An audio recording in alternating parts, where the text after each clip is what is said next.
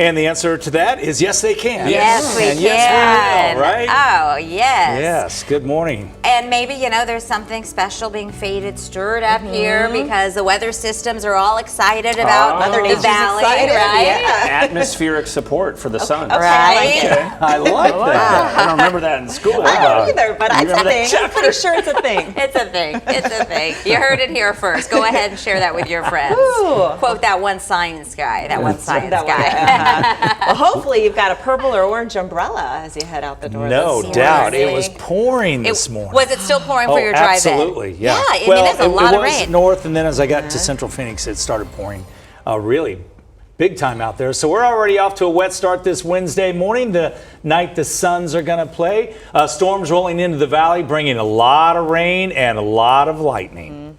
So we have team coverage for you throughout the morning. Gibby and Victor are driving out in the thick of it. Ian is tracking your roads. But first, we begin with April to see where the storms are right now. Yeah, some pretty heavy rain continues to impact the valley. So I want to talk to you about the flooding threat now that we're starting to see develop out there. First, we've been under this flash flood watch since yesterday, and this morning, Mother Nature's proving exactly why we needed that flood watch. That means the potential for flooding. Well, we've got the flooding going on right now. This is a flash flood warning here. This has been issued for the west and the southwest portion of town until 9:15 this morning. A flash flood warning means that flash flooding is either happening right now or is imminent. And I would say it's happening right now because we're looking at rainfall totals now close to an inch over the last hour or two in that part of town. So here is the radar. We're still seeing some very heavy rain.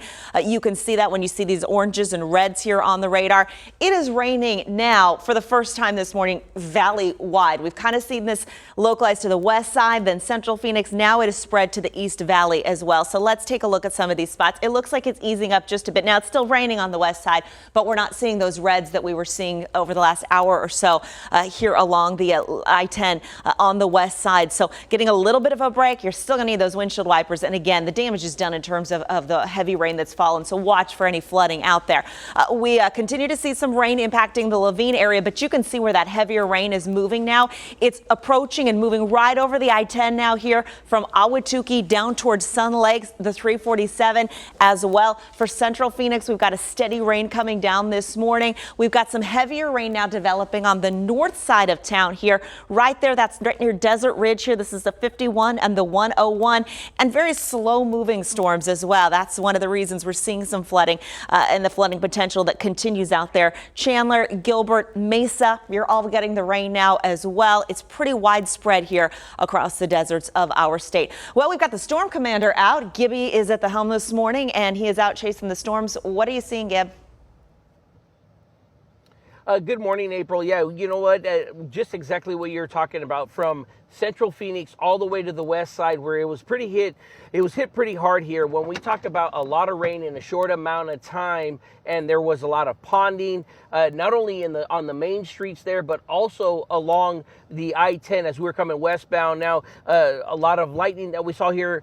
Many people were pulled over, not quite dealing with an accident, but you could see that there was probably the visibility on I-10 westbound was so low that they thought better to just pull off to the side. So there was a lot of slowing on the west side where we normally don't see it. Now, coming out live to where we are here right now, I am in Tullison right now. We got a call of a house fire. This is what the Tullison Fire Department is dealing with. That was caused by lightning.